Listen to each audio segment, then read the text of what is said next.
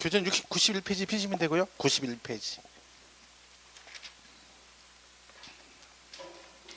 오늘 합격자 발표가 나왔습니다. 오늘 그래서 근데 꽤 많이 붙었습니다. 뭐 그러니까 어렵고 쉽고 해도 붙은 사람 다 붙는 거죠. 2만 예? 아니요, 두 문제 2차는 두 문제가 정답 이시정 받아줬어요. 공법 하나 하고 세법에서 복수 정답이 하나 있어요. 2차만 두 문제. 1차는 없고 52번 문제가 공법. 그건 뭐 항상 얘기했었거든요. 그건 모두 정답. 그러니까 거기 걸리면 좀 괜찮은데 세법은 3번이 정답 발표났는데 5번도 정답이다 이렇게 됐거든요. 그 뭐 있어요. 그 계산서에서 그 종합합산대상 그러는 거. 근데 그거는 복수 정답이니까 5번에 걸린 사람이 해당이 되는 거고, 공법은 이제 어쨌든 간에 그 문제 틀리신 분들은 다 맞는 걸로 되는 거죠. 한 문제. 그 운 좋으면 뭐 2차 하나 차이로 저기 하신 분들은 공법 걸려 있으면 합격할 수 있는 거죠. 그 당락이. 그래서 진짜 운 좋으면 세법까지 걸리면 두 문제까지는 가는 거죠. 그러니까 이번에 2차만 두 문제가 이 신청이 받아줬습니다. 나머지는 뭐 해당성 없고요.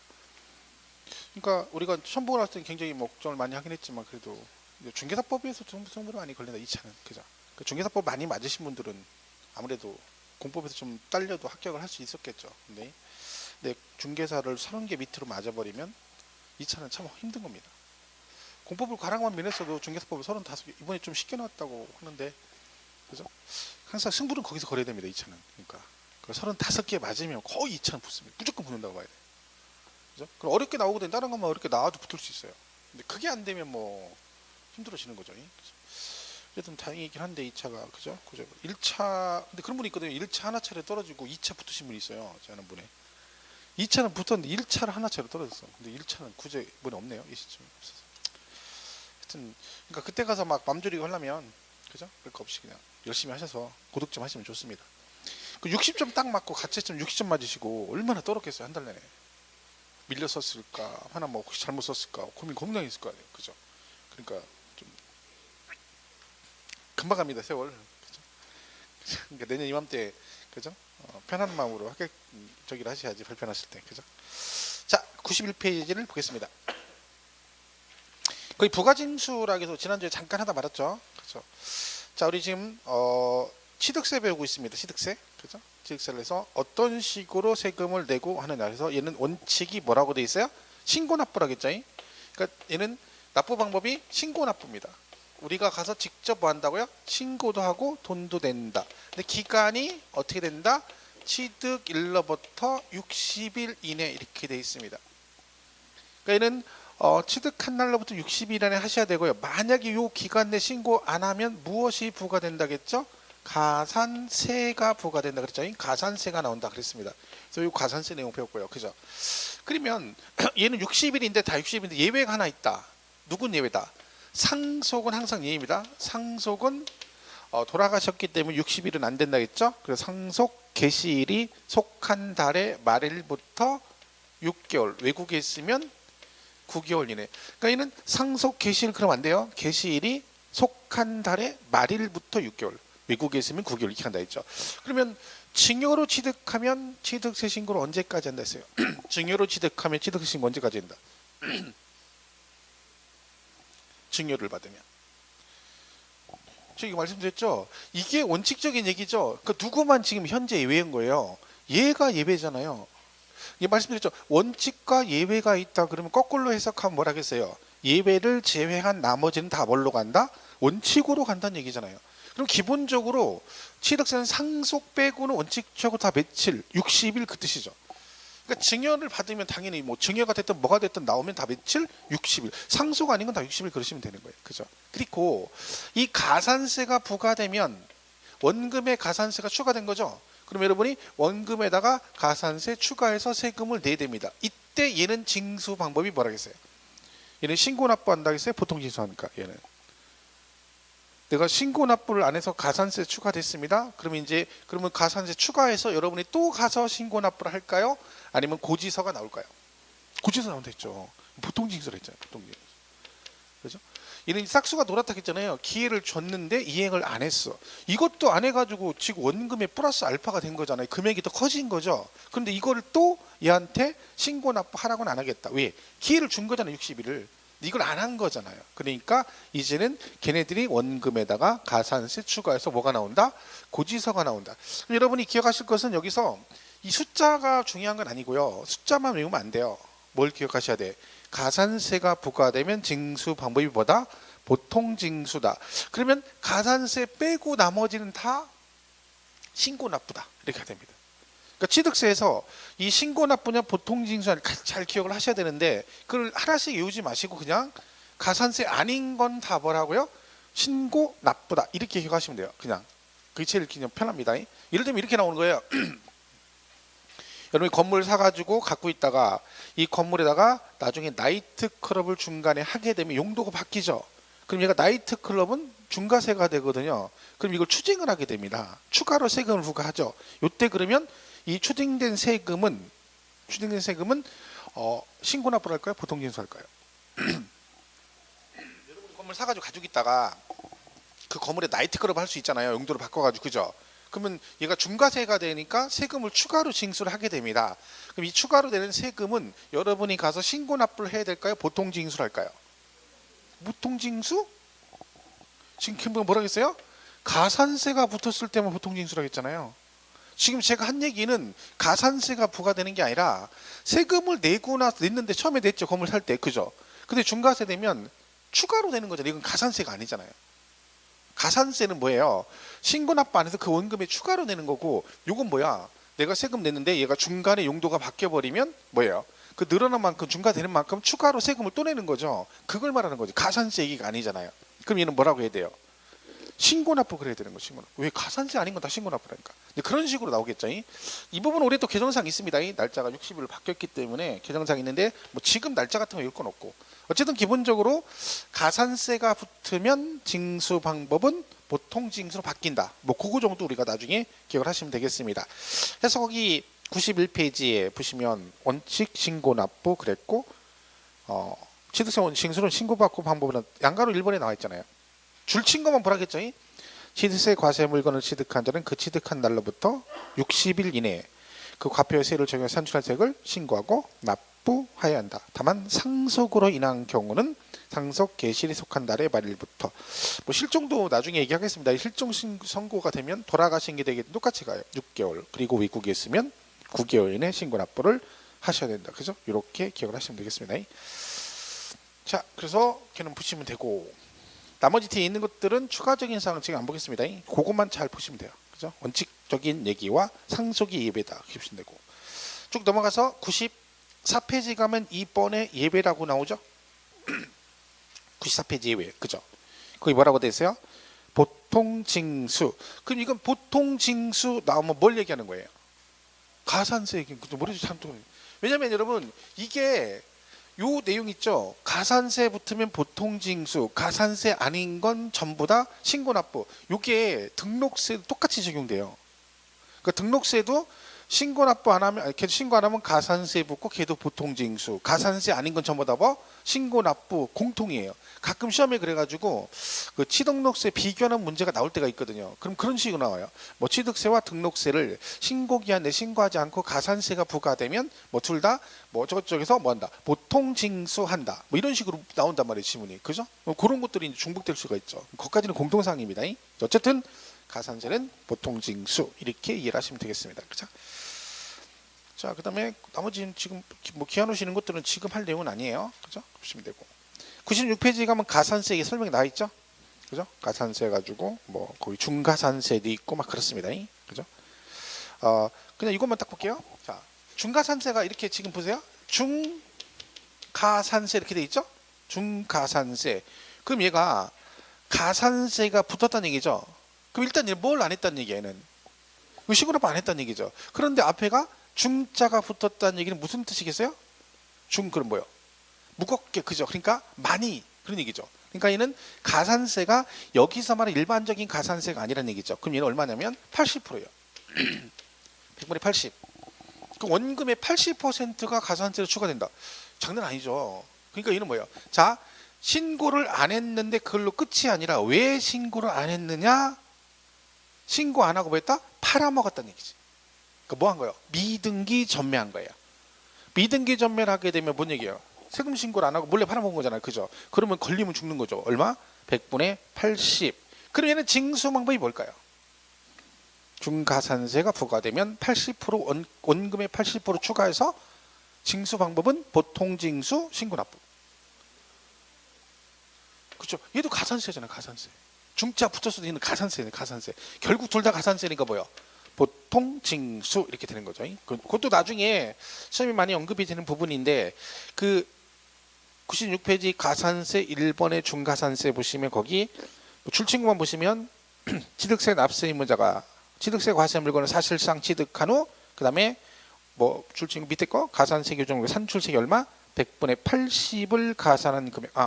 취득한 후 그 다음 줄에 그 20조에 따른 신고를 하지 않고 뭐 했대요? 매각한 경우라고 돼 있잖아요. 그죠? 그러니까 신고 안 하고 몰래 팔아먹었다는 얘기죠. 그러면 얼마로 간다? 100분의 80을 가산해서 징수 방법이 뭐다? 보통 징수. 얘도 가산세. 그래서 지금 뭐 숫자 같은 거 외울 필요 없어요. 지금은 그냥 가산세가 붙으면 어쨌든 징수 방법이 바뀐다는 거 감만 잡고 가면 됩니다. 그죠? 그렇게 보시면 되죠. 됐죠? 나머지는 볼 거 없고요. 맨 밑에 3번에 부가세가 나오는데 우리 총론할 때 썼죠. 부가세 두 개 있다. 농특세 10%하고 지방교육세 20%가 부가세로 부과된다. 그 세부적인 내용 같은 건 볼 거 없습니다. 그 나중에 여러분 공부되시면 할 거예요. 가는 것만 안 하려고 그러죠. 왜? 그 내용이 뭐 필요 없는 얘기거든요. 그냥 뭐만 잘 기억하시면 돼. 농특세 10%, 지방교육세 20%, 그것만 다 기억하시면 돼요. 거기서 추가적인 얘기는 나중에 제가 할게요. 네, 가산세가 있다. 이 두 개 다 가산세가. 농특세도 붙고 지방교육세도 붙는다. 그렇게만 이해하시면 돼요. 그러니까 부가세는 앞전에 배웠던 건데 여기서 또 중복이 되는 거죠. 취득세 배울 때 부가세 나오고 등록세 배울 때도 부가세가 나오고 다 나옵니다. 그죠? 계속 중복됩니다. 똑같은 것들이. 그죠? 그래서 취득세는 이렇게 돼 있다. 그죠? 보시면 되겠습니다. 자, 그 정리하시고 넘어가겠습니다. 그다음에 이제 등록세를 가보겠습니다. 120페이지 120페이지 등록면허세 이렇게 돼 있죠.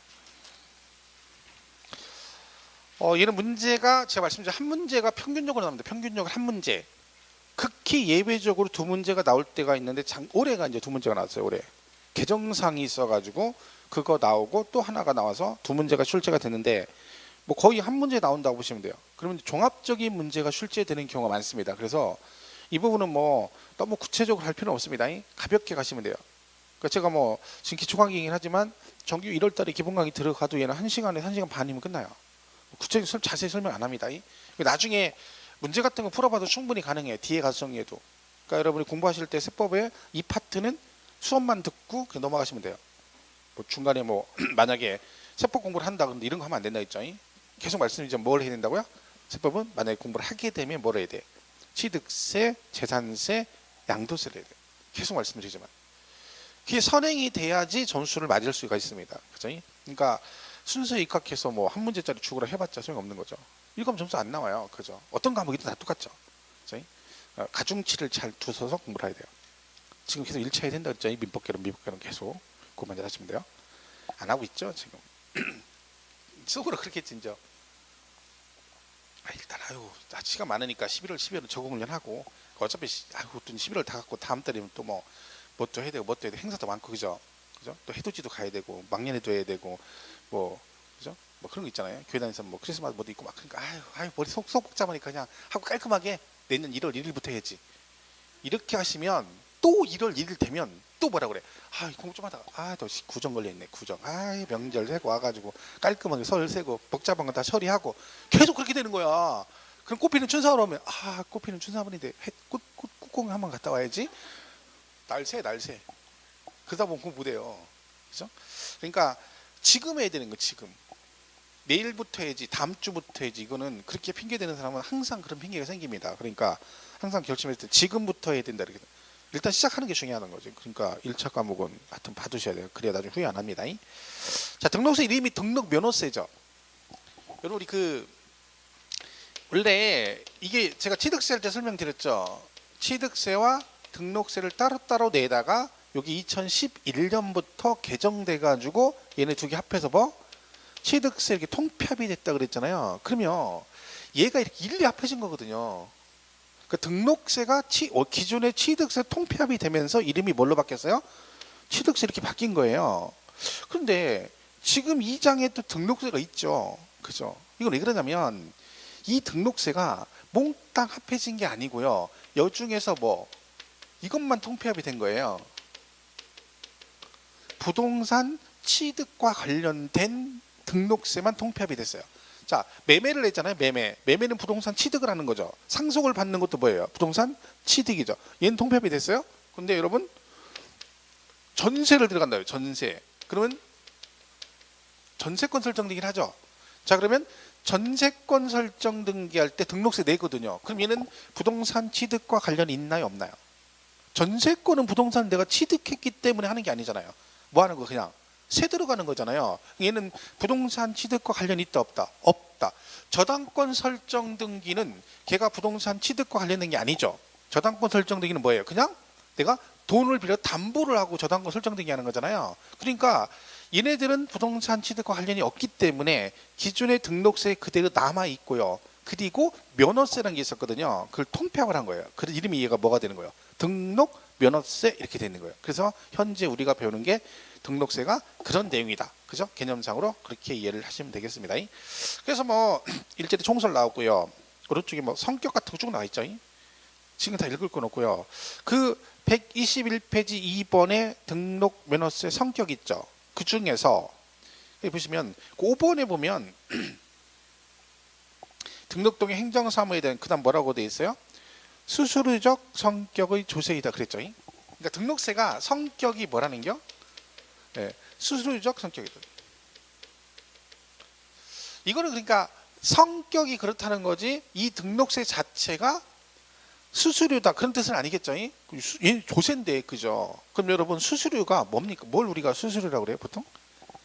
그러니까 뭔가 일을 해준 대가로 주고받는 걸 뭐라고 그래요? 수수료 그래요. 그러니까 등록세는 내가 돈을 세금을 내면 걔들이 뭘 해줘요? 등기를 해주잖아요. 그죠? 등기를 해주고 그 대가로 받아간다. 그래서 뭐예요? 성격이 수수료적 성격을 지녔다 그럽니다.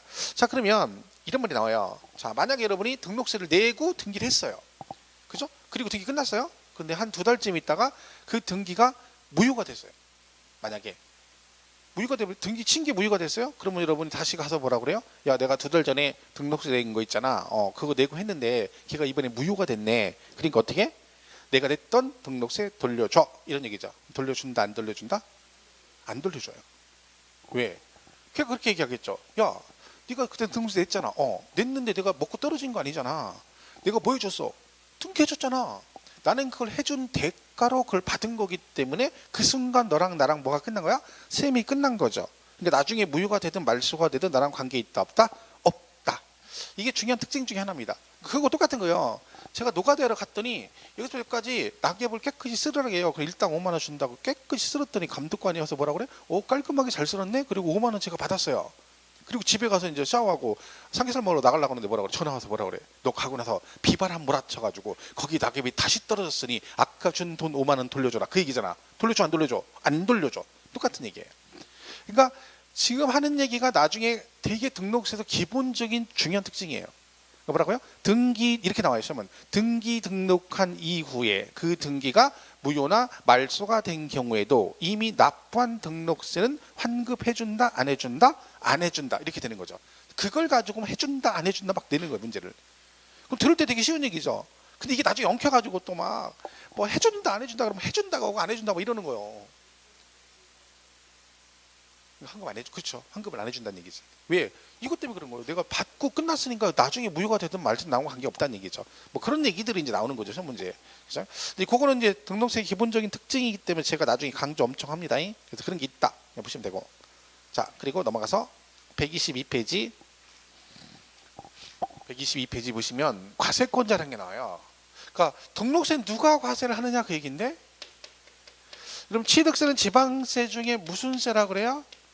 특광도세라고 그러고요.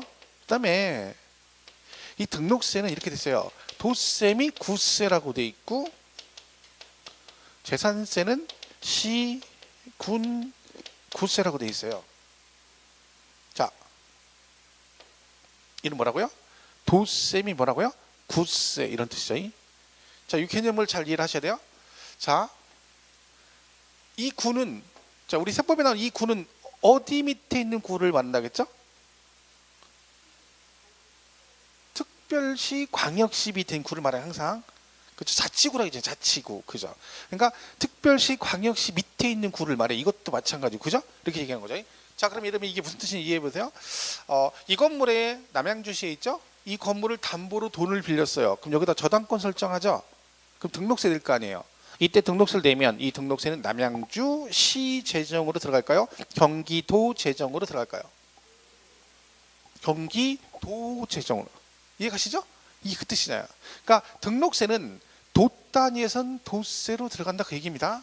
제가 만약에 대전 서구 둔산동에 건물이 하나 있는데 서구에 그 건물을 담보로 돈을 빌려서 등록세를 내면 얘는 서구청 재정으로 들어갈까요? 대전광역시 재정으로 들어갈까요? 그렇죠. 서구청. 왜? 광역시는 무슨 세? 구세. 그 뜻이죠. 이 그 얘기잖아. 이게 다 그런 얘기를 하기 전에 그죠? 얘는 특광도세, 취득세는 특별시, 광역시, 도 들어가고 얘는 도에서 도 단위, 광역시, 특별시는 구세 그리고 얘는 시군구세 그 뜻이죠. 이 그런 의미죠. 이 말 뜻이 그죠? 과거 시험에 26회 때인가 조세종론 파트에서 시험 문제가 이렇게 나왔어요. 다음 중 특별시세가 아닌 것을 고르시오 이렇게 나왔어요. 그리고 5번 지문에 등록면허세 이렇게 나왔어요. 자, 특별시세가 아닌 걸 고르시오. 이 중에 특별시세가 아닌 게 뭐예요? 예를 들면 재산세는 그 지문에 안 나왔어요. 얘도 마찬가지죠. 특별시세 아니죠? 자, 근데 이 중에 지문이 5번에 등록세가 딱 나왔어요. 그럼 답이 뭐예요? 이거 답이잖아요. 근데 이게 지금 보세요. 이 문제는 되게 난이도가 없는 거예요. 그냥 맞히라고 낸 문제거든요. 근데 이런 것도 못 맞추는 사람 많아요. 생각보다. 그래서 이게 지금 어려운 건가요? 개념이면 당연한 얘기를 하고 있는 거잖아요. 왜? 다음 중 특별시세가 아닌 걸 골라라. 얘는 특별시세가 아니잖아요. 왜? 특별시는 무슨 세로 들어가? 구세로 들어가잖아. 구세로. 이 말이 그렇게 어려워? 취득세는 특별시세고 광역시세고 그래서 무슨 세? 도세죠. 등록세는요. 도세고 그리고 뭐라고요? 구세라니까. 이 구는 어디를 말하는 거예요?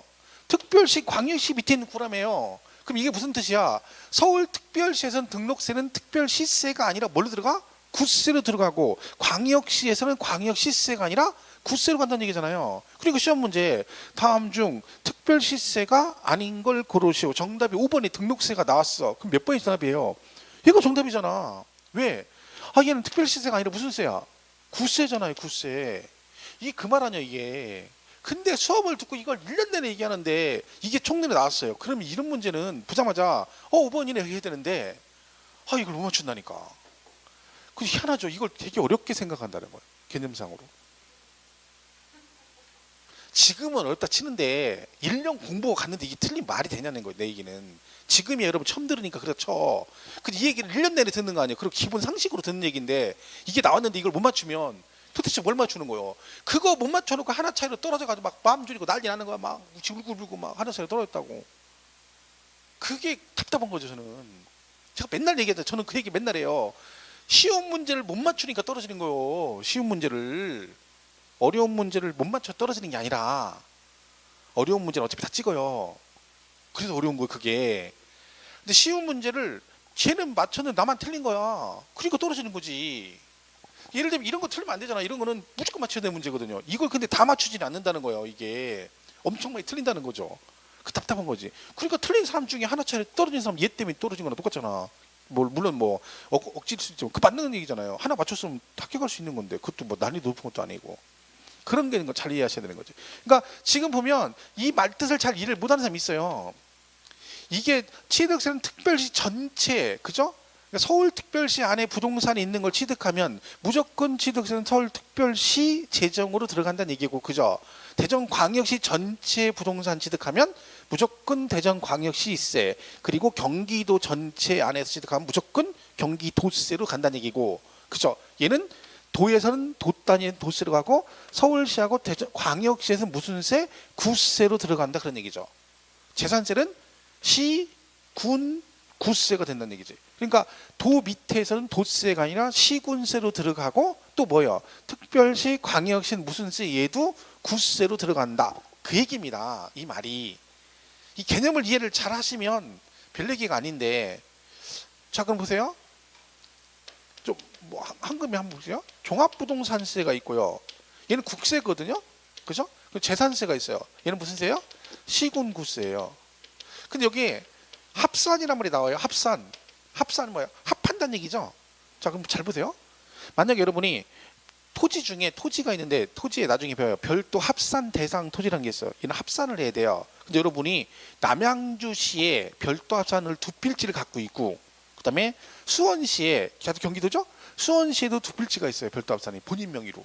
그럼 재산세를 합산해야 되거든요. 그럼 이때 수원시는 두 필지와 남양주시에 있는 두 필지에서 네 필지란 본인 명의로, 그죠? 이걸 재산세 부과할 때 이 네 개를 합산할까요? 아니면 한꺼번에 합산할까요? 아니면 남양주와 수원시 걸 따로따로 합산할까요? 재산세 부과할 때 따로따로요. 왜? 재산세는 무슨 세니까? 시, 군, 구세니까 합산도 어떻게 해야 돼? 시, 군, 구별로 합산하는 거예요. 그러면 남양주시에 있는 거 두 개만 합산해가지고 재산세 계산해서 여러분한테 고지서 보내주면 그 세금은 남양주시 재정으로 가고, 수원시에 있는 건 걔네들이 또 그 두 개만 합산해서 여러분한테 고지서 보내주면 돈 내면 누구 재정으로 들어가? 수원시 재정으로 가는 거예요. 이게 그 뜻이죠.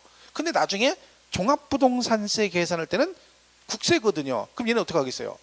몽땅 합산하는 거예요. 왜? 국세는 대상이 전국을 대상으로 하잖아요. 그러니까 합산도 무슨 합산이 되는 거예요? 전국 합산이 되는 거죠. 그럼 얘는 재산세 문제 풀 때, 재산세 문제 푸는데 갑자기 뭐 국내 소재는 뭐 전국의 토지 이렇게 나오면 무조건 틀리는 거죠. 왜? 지방세는 전국 이런 말 나오면 돼, 안 돼? 안 되는 거예요. 왜? 지방세는 지방자치단체별로 가기 때문에 그렇습니다.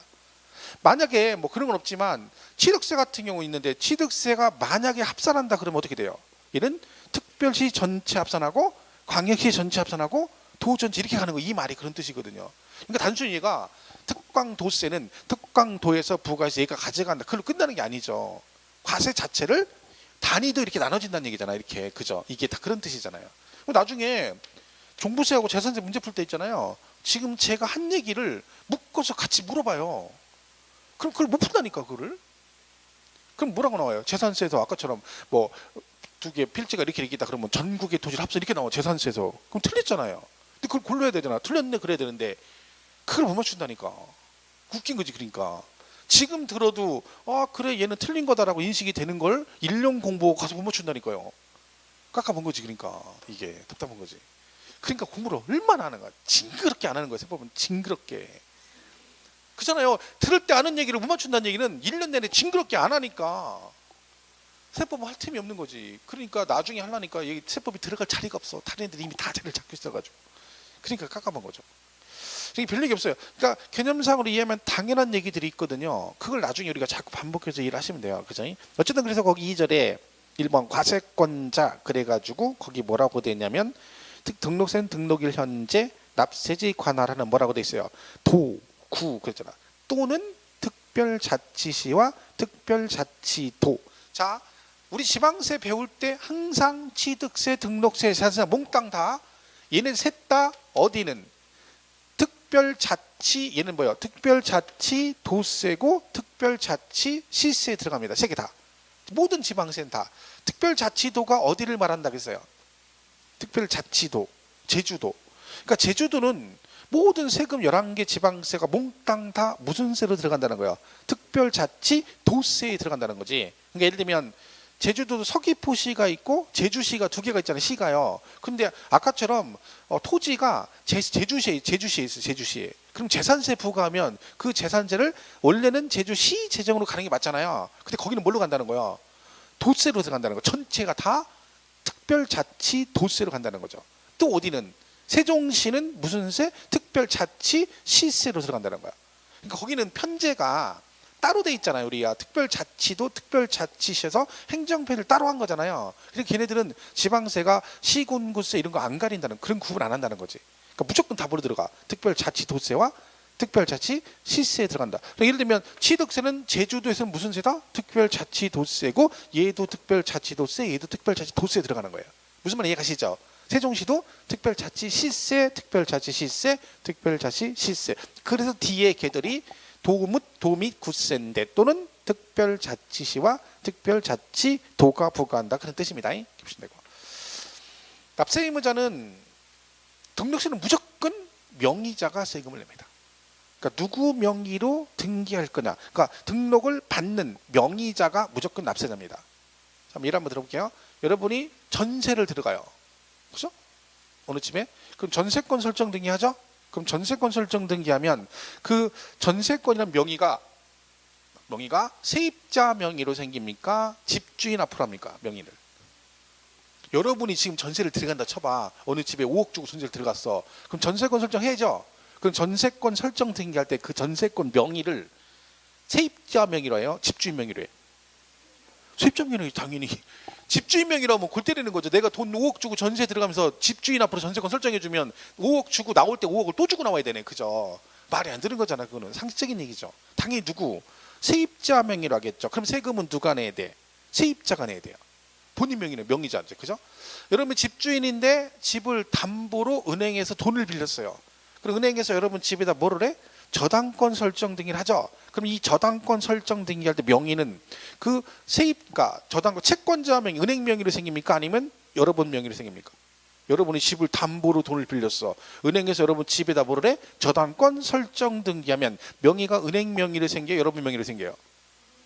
은행 명의로 생기지. 왜? 은행이 돈을 빌려줬잖아요. 권리를 누가 가져야 돼? 은행이 가져야지. 그러니까 여러분 등기부등본 떼어보면 거기 뭐라고 돼 있어요? 그 돈 빌린 거 있으면 뭐라고 돼 있어요? 일부에 무슨 은행, 그죠? 무슨 은행, 무슨 지점, 채권 금액 얼마 이렇게 돼 있지? 본인 명의로 안 돼 있잖아, 그죠? 왜? 나는 채무자잖아. 그럼 세금은 누가 내야 돼? 등록세는 명의자인 누구? 은행이 납세자가 되는 겁니다. 그러니까 여러분 돈 빌려서 저당권 설정 등기하면 그 등록세는 누가 내? 은행이 내는 거죠. 왜? 걔가 누구니까? 걔 명의라는 명의자라는 거, 명의자. 과거에는 그렇게 돼 있는데도 우리가 냈어요, 채무자가. 왜? 은행에서 이것들이 돈 빌려주면서 갑질하면서 뭐라 그래? 야, 너 이거 돈 빌리고 싶으면 막 꺾기 같은 거 옛날에 했죠? 꺾기도 하고 막, 그죠? 뭐 적금 같은 거 들으라고 하고, 그다음에 그 등록세 누구 덜어내요? 우리도 내라고 그랬어, 우리들한테. 원래 지네가 내야 되는 거예요. 그런 식으로 떠안았었죠, 떠넘겼었죠. 그러다가 말 안 들으면 그럼 대출 못 받아, 그죠? 그러니까 아쉬우니까 할 수 없이 우리가 다 떠안았었죠. 지금은 안 됩니다. 지금 무조건 은행이 되게 돼 있어요, 그죠? 그러니까 항상 뭐다? 명의자가 뭐다? 납세 의무자가 된다. 해서 그냥 거기 뭐 명의자 이렇게 돼 있죠.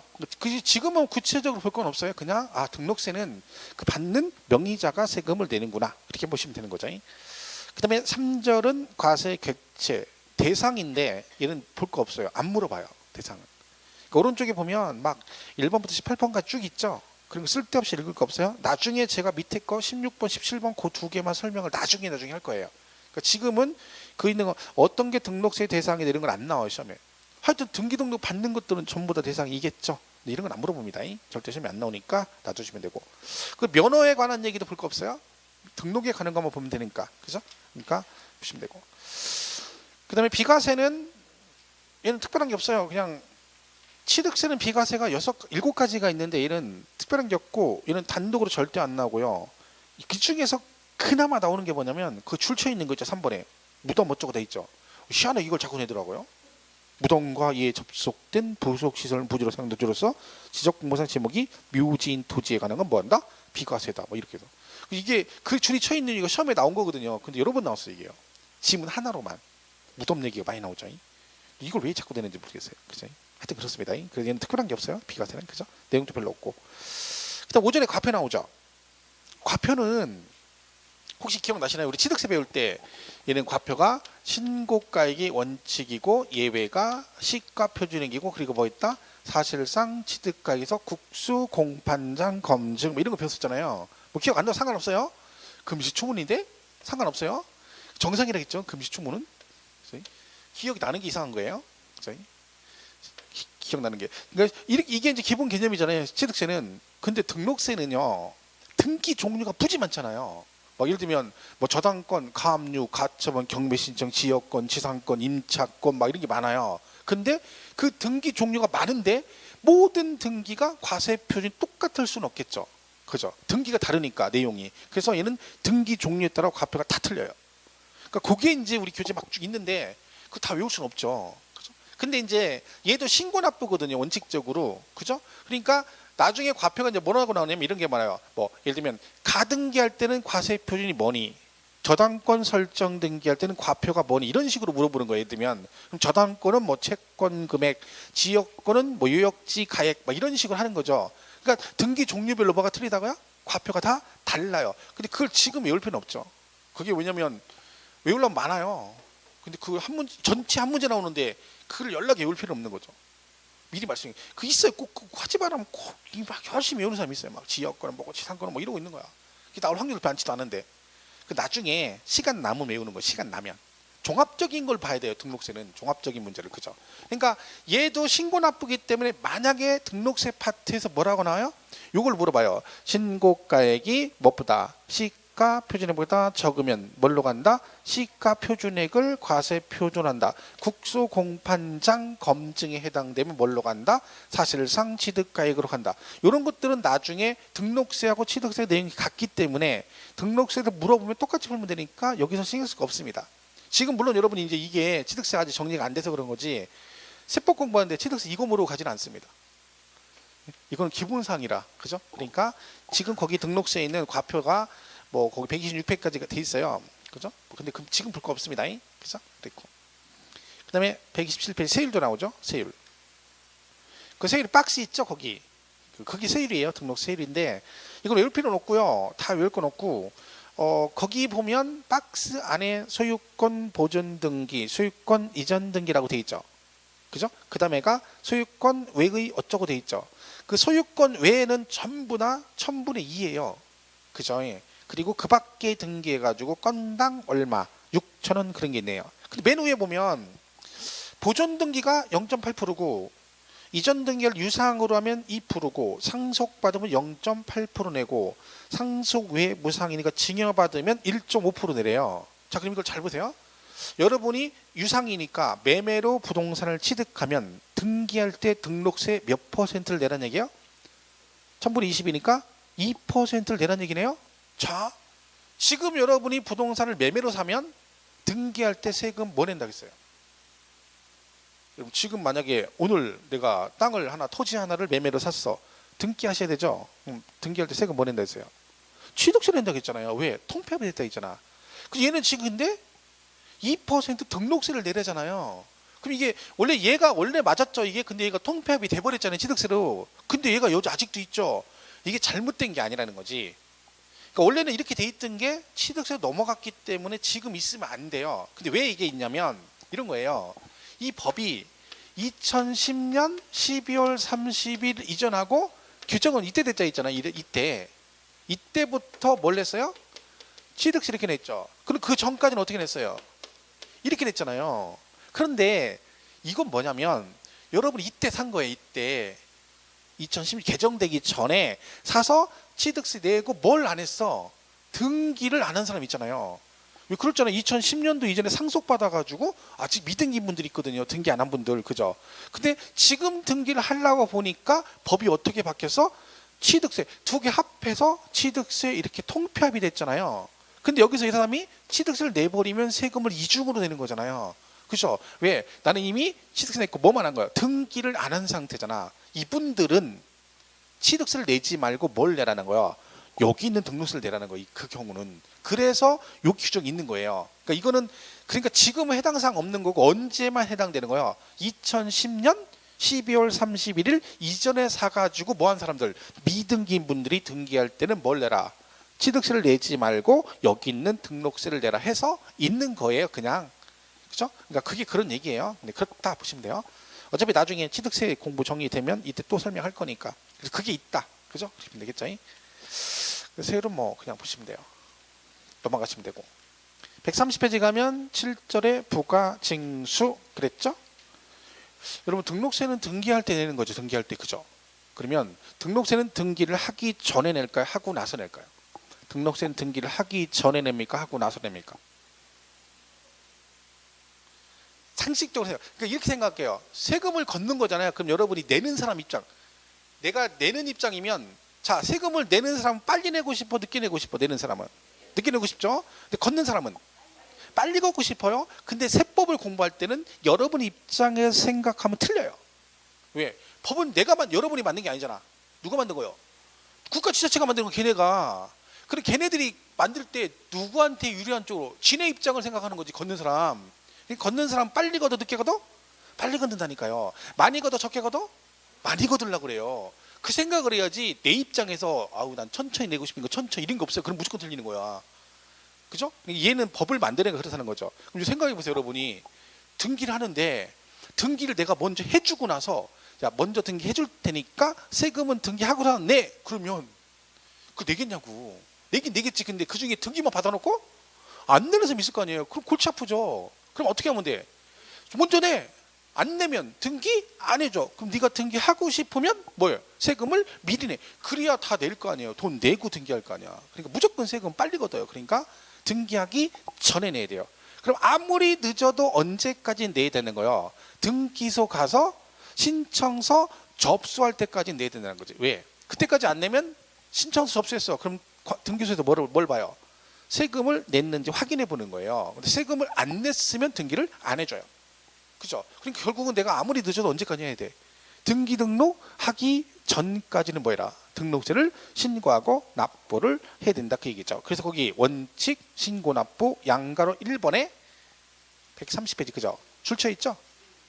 등록을 하려는 자는 과표의 세율을 적용할 산출한 세액을 등록을 하기 전까지 뭐라고요? 등록을 하기 전까지 납세지 관할 지방자치단체장에게 신고하고 납부해야 된다. 그죠? 이 기본 개념 됐죠? 자 그리고 여기서 중요한 거 하나를 보겠습니다. 나중에 또 볼 건데 131페이지 맨 밑에 4번에 신고의제라고 돼 있죠. 131페이지 맨 밑에 4번 양거로 4번 신고의제 찾으셨나요? 131페이지 거기 위 1부터 3에 따른 신고 의무를 다하지 아니한 경우에도 그 다음 뭐라고 되어 있냐면요. 등록세 산출세액을 등록을 하기 전까지 납부하였을 때는 위 1부터 3 규정에 따라 신고하고 납부한 거로 본다. 신고하고 납부한 거로 봐서 그 다음에 어쩌고저쩌고 불구하고 그 뒷줄에 넘기면 뭐라고 되어 있어요? 무신고 가산세 및 과소신고 가산세를 부과하지 아니한다. 거기 막 번호가 써 있어가 복잡한데 이런 얘기예요. 얘도 신고 납부를 해야 되잖아요. 근데 여러분 신고 납부 안 하면 뭐가 부과돼요? 가산세가 부과돼요. 근데 가산세는 신고를 안 했을 때도 가산세가 나오고 납부를 안 했을 때도 가산세가 두 개잖아요. 그 얘는 지금 내용이 무슨 얘기냐면 얘가 뭘 안 했어? 신고는 안 했는데 뭐 납부를 하면은 그죠? 그럼 원칙적으로 신고 안 했으니까 얘는 뭘 부과를 해야 돼요? 가산세 부과를 원래 해야 되는 거죠. 그런데 얘는 신고는 안 했지만 납부를 하면 뭐 한 걸로 본다고요? 신고하고 납부한 걸로 본다는 얘기지. 그럼 신고한 걸로 봐주겠다는 얘기지. 그럼 얘는 신고불성실 가산세 부과를 하겠다 안 하겠다 안 하겠다는 얘기죠. 원래는 이렇게 하면 안 되는 거예요. 그 얘만 있는 거예요. 그러니까 이 규정은 어디만 있어요? 등록세에만 있어요. 그래서 시험 볼 때 굉장히 잘 나오죠. 그러니까 등록세 아주 중요한 특징이 하나가 그거예요. 뭘 안 해도 신고를 하지 않았어도 납부하면 뭐 한다고요? 신고를 하고 납부한 거로 봐. 그래서 그 뒤장에 신고불성실 가산세를 부과하지 않는다. 이렇게 되는 거죠. 이게 엄청 많이 나오거든요. 처음에. 제가 등록세 할 때 그러거든요. 공부를 아무리 안 해도 이거 정도는 무조건 알고 가야 됩니다 하고 몇 가지 얘기를 하거든요. 그 중에 대표적인 게예요. 예, 그렇죠? 신고를 하지 않았어도 뭐 납부하면 신고하고 납부한 거로 봐서 가산세 부과를 하지 않겠다. 이걸 나중에 다 알고 가요. 근데 이제 취득세에서 문제를 내요. 취득세에서 취득세를 신고하지 않고 납부하면 신고하고 납부한 거로 신고불성실 가산세 부과하지 않는다. 그럼 막 좋다고 막 아는 거 나왔다고 맞았다 그런 거. 취득세는 아니고 어디만? 등록세만 있어. 등록세만. 그죠? 그런 거죠. 일단 요건 왜 그런지 나중에 또 설명하겠습니다. 그래서 그거 나중에 중요한 특징이니까 제가 강조 많이 할 거예요. 그죠? 그 다음에 뒷장 132페이지 가면 3번 예외의 보통징수 나왔네요. 뭐 얘기하는 거예요? 보통징수 나왔으니까 가산세. 아까 똑같다 했잖아. 얘도 가산세 붙고 가산세 부과되면 징수 방법 뭘로 바뀐다? 보통징수로 바뀐다 그랬잖아요. 근데 똑같아요. 내용은요. 누구랑? 취득세랑 똑같아요. 볼 거 없는 거죠. 그렇죠? 그래서 얘도 무조건 가산세, 보통징수. 그럼 되고. 맨 밑에 부가세 나오죠? 지방교육세와 농어촌 특별세라고 돼 있죠. 근데 이렇게 언뜻 읽으면 얘도 부가세가 두 개네 그럴 수 있는데 원칙적은 지방교육세 20%가 붙는 거예요. 그 농특세는 뭐냐면 감면 받았을 때 감면. 이렇게 써놓으면 되게 헷갈리죠. 그냥 일단 여러분은 얘는 일단 하나가부터 뭐 지방교육세 몇 프로? 20%. 농특세는 언제 붙는 거요? 감면. 세금은 깎아줬을 때. 제가 총괄 때 잠깐 설명드렸죠. 세금은 깎아줘도 뭐는 내야 된다? 부가세는 내야 된다. 그런 거죠. 이게 그러니까요. 지금 이렇게 되면 그렇게 써놓으면 두 개 다 부과되는 것 같은데 이게 있거든요. 납부세액이라는 게 있고 또 뭐 있어요? 이런 게 있는 거예요. 그러니까 예를 들면 등록세는요. 납부세액에는 부가세가 뭐가 붙어요? 지방교육세 20%를 내요. 근데 감면을 받으면 농특세 20%를 내는 거예요. 이게 무슨 얘기냐면 이런 거죠. 자, 등록세 1억이에요. 1억을 다 내야 돼요. 그럼 납부세액이 얼마예요? 1억이잖아요. 그럼 1억 내고 여기에 부가세가 뭐가 붙어요? 이게 납부세액이니까. 지방교육세 20%면 돼. 그럼 얘는 내요, 안 내요? 안 내요. 왜? 이런 감면받은 게 없잖아요. 무슨 말인지 이해가시죠? 그런데 이럴 수 있잖아요. 얘가 1억인데 50% 감면을 받을 수 있죠. 50%. 그죠? 그럼 어떻게 돼요? 납부세액이 5천만 원이고 일단 뭐가? 감면이 5천만 원이잖아요. 그죠? 1억 중에 50%만 감면이니까 5천 원 내고 5천 원 내지 말라는 얘기잖아요. 자, 그러면 얘는 5천 내야 되죠. 5천 내고 여기다 뭘 내야 돼? 부가세를 내야 돼요. 어떤 거? 그치. 지방교육세 20%를 내는 거지. 얘는 5천은 내요, 안 내요? 안 내요. 왜? 뭘 받았으니까? 감면 받았으니까. 그런데 뭐는 내야 된다? 부가세는 내야 된다는 거예요. 뭐? 농특세 20% 내야 된다는 얘기지. 그러니까 그러면 여러분이 50% 감면 받으면 등록세 5천만 원 내고 그다음에 지방교육세 20% 내고 그죠? 그리고 5천 원 안 내지만 여기에 농특세 얼마? 20%에 1,000만 원 내야 되는 거지. 이게 그러니까 이 감면에 농특세가 붙는다지 이런 거예요. 근데 우리가 보통 배울 때는 납부세액을 기본으로 배우잖아요. 그러니까 등록세도 납부세액에 부가세는 뭐가 붙는요? 지방교육세가 붙는 거고 이 농특세는 뭐라고 해야 돼요? 납부세액이 아니라 언제만? 감면 받았을 때만. 그러니까 감면은 다 농특세를 내요. 취득세, 등록세, 양도세 가면 감면 규정이 나오거든요. 근데 걔네들은 다 뭘 받아요? 감면 받으면 세금은 안 내지만 공통적으로 뭘 내야 된다? 농특세 20%는 내야 됩니다. 그러니까 그걸 엄밀히 구분하면 이제 그렇게 되는 거죠. 그래서 일단 뭐 이렇게 있다. 기본은 그러니까 지방교육세 20%라고 생각하시면 되는 겁니다. 근데 지금이니까 그러지 이거 지나고 나면 나중에 공부하면 진짜 이건 아무것도 아닌 게 돼요. 상식적인 게 되는 거죠. 그렇죠? 지금 뭘 해도 어렵죠. 뭘 해도. 그렇죠? 등수 아주 간단하죠. 정규 강의 들어가도 기본 강의 들어가도 1시간에 1시간 반이면 끝나요. 내용 많이 설명 안 해요. 얘는 그죠? 그렇게 해서 쉬었다가 144페이지 재산세부터 자세히 가겠습니다.